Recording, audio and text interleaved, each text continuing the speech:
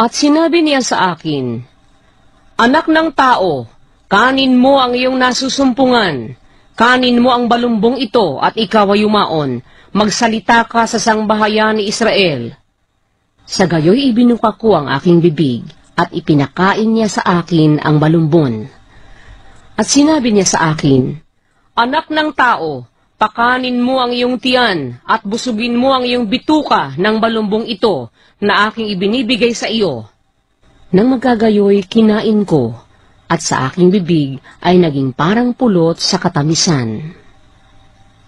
At sinabi niya sa akin, Anak ng tao, yumaon ka, paroon ka sa sangbahayan ni Israel, at magsalita ka ng aking mga salita sa kanila. Sapagkat ikaw ay hindi sinugo sa isang bayan na may ibang wika at may mahirap na salita, kundi sa sangbahayan ni Israel. Hindi sa maraming bayan na may ibang wika at may mahirap na salita, na ang mga salita ay hindi mo nauunawa. Tunay na kung suguin kita sa mga yaon, didinggin ka ng mga yaon. Ngunit, hindi ka didinggin ng sangbahayan ni Israel, sapagkat hindi nila ako didinggin, sapagkat ang buong sangbahayan ni Israel ay may matigas na ulo at may mapagmatigas na loob.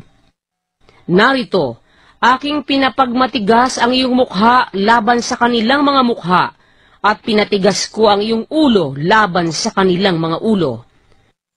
Ginawa kong parang isang diamante na lalong matigas, kaysa pingki ang bato ang iyong ulo. Huwag mo silang katakutan, o manglupaypay man sa kanilang tingin, bagaman sila'y mapanghimagsik na sangbahayan.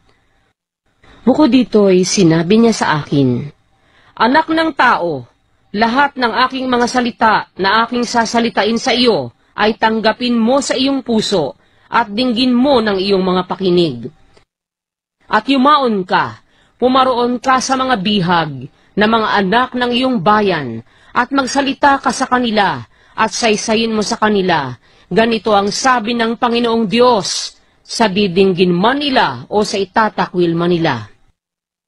Nang magagayoy, itinaas ako ng espiritu, at aking narinig sa likuran ko ang tinig ng malaking hugong na nagsasabi, Purihin ang kaluwalhatian ng Panginoon mula sa kanyang dako. At aking narinig ang pagaspas ng mga pakpak ng mga nilalang na may buhay na nagkakadagis-disan, at ang hugong ng mga gulong sa siping nila. Sa makatwid bagay ang ingay ng malaking hugong. Sa gayoy itinaas ako ng espiritu, at ako'y dinala, at ako'y yumaong namamanglaw sa pag-iinit ng aking kalooban, at ang kamay ng Panginoon ay naging malakas sa akin.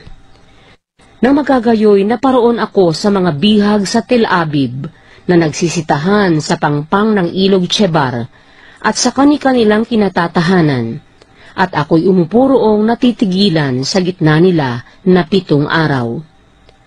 At nangyari, sa katapusan ng 7 araw, na ang salita ng Panginoon ay dumating sa akin na nagsasabi, Anak ng tao, ginawa kitang bantay sa sangbahayan ni Israel, kaya't pakinggan mo ang salita sa aking bibig, at ipanguna mo sa kanila sa ganang akin. Pagka aking sinabi sa masama, ikaw ay walang pagsalang mamamatay, at hindi mo pinagpaunahan siya, o nagsasalita ka man upang hikayatin ang masama mula sa kanyang masamang lakad, upang iligtas ang kanyang buhay. Ang gayong masamang tao ay mamamatay sa kanyang kasamaan, ngunit ang kanyang dugo ay aking sisiyasatin sa iyong kamay. Gayunmay kung iyong pagpaunahan ang masama, at siya'y hindi humiwalay sa kanyang kasamaan, o sa kanyang masamang lakad man, siya'y mamamatay sa kanyang kasamaan, ngunit iyong iniligtas ang iyong kaluluwa. Muli, pagka ang isang taong matwid ay lumilihis sa kanyang katuwiran, at gumawa ng kasamaan, at ako'y naglalagay ng katitisuran sa harap niya, siya'y mamamatay, sapagkat hindi mo siya pinagpaunahan. Siya'y mamamatay sa kanyang kasalanan, at ang kanyang mga matuwid na gawa na kanyang ginawa ay hindi aalalahanin.